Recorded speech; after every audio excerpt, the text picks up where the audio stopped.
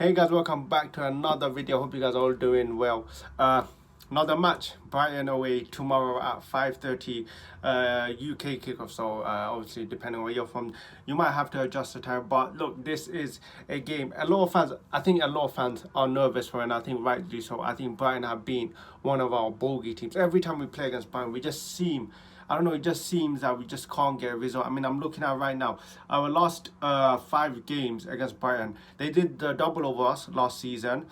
Sorry, they didn't. They beat us in the EFL Cup this season. In the Premier League, they beat us last season 2-1. We drew 0-0 as well in the same season. So we only have one win in our last 4 games against Brighton. So Brighton clearly have something against Arsenal. I don't know why it is. And playing at Brighton Stadium, especially under the lights at 5:30, is going to be a very difficult test, a very hard test for Arsenal, and we have to get a win. But the good news is that a lot of the Brighton players are out injured. From what I understand is Casado, I think that's how you pronounce his name, a very good defender, a midfielder. He is suspended. Danny Welbeck, who always seems to turn into prime Maradona anytime he plays against us, he is doubtful. Adam Webster is also doubtful.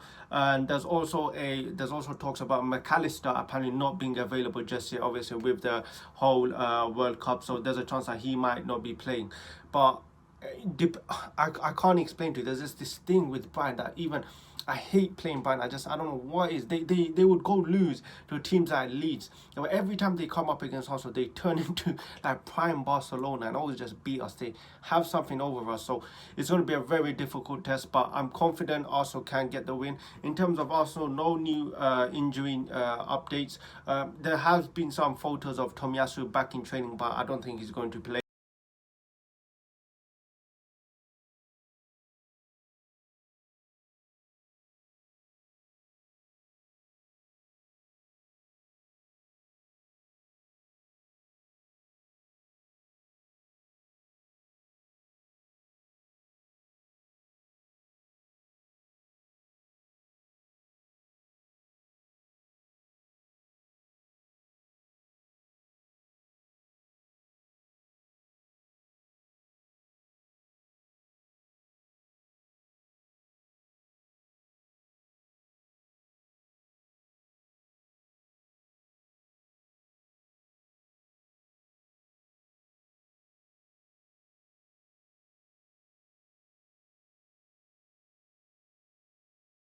Best run clubs, honestly, at this the system they play, it doesn't matter which players they sign. It just seems that they can sell a player for 70 million and buy almost a better player for only 5 million. Their scouting system is one of the best. I mean, that what's his name, I can't even pronounce it. I'm gonna end up butchering, but you know what I'm talking about.